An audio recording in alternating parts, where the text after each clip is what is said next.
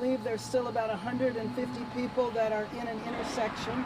And I know that there have been arrests, and I believe they're up to about 5 arrests right now, and those arrests are for failure to disperse.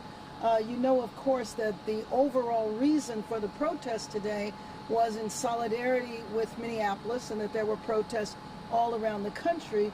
But then, of course, I know additional people came out because they were outraged at the arrest of Don Lemon here in our own city last night. I was in the courtroom with Mr. Lennon and observing what they had to say. And here you have a world-renowned reporter, Don Lemon.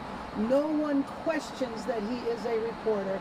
And for him to be arrested for doing his job and for them to attempt to restrict his ability to do his job was just an egregious misuse of our justice system. And I think about this every day, that this is the 250th year of our democracy, and I just wonder how much more our democracy will be eroded with this administration. And Mayor, do you know if there's any folks who have been injured or any damage to the properties in the area of the protests? I've not heard of any damage. I've not heard of anybody that has been injured. What about the buses that were being blocked? Were there passengers there? Were they able to? I do believe that Metro was rerouting the bus routes, and I don't believe that bus routes, and I don't believe that there was vandalism to the buses.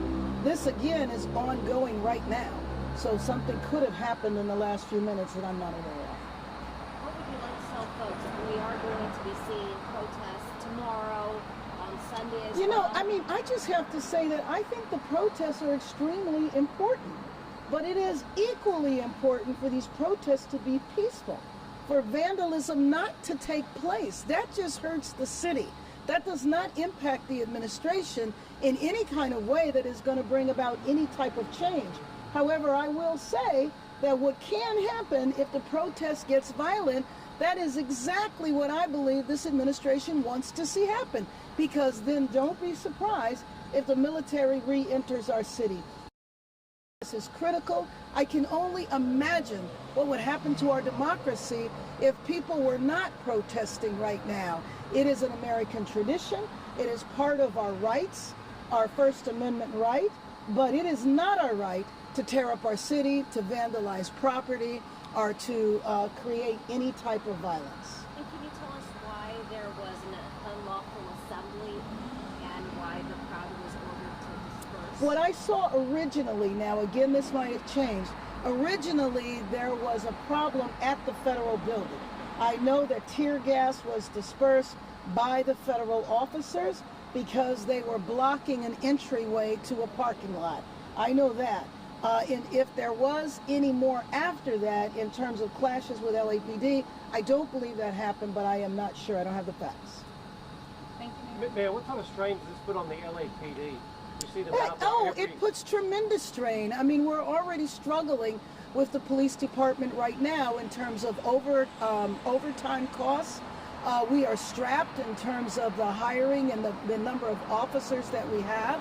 So this just puts an incredible burden on our city. But I will tell you that peaceful protests, again, is a whole nother thing.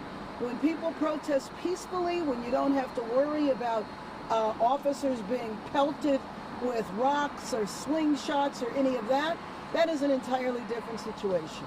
And is that what happened? Were objects being thrown to officers? Yes, objects were being thrown at one point in time. Yes. What kind of objects? No, I do not.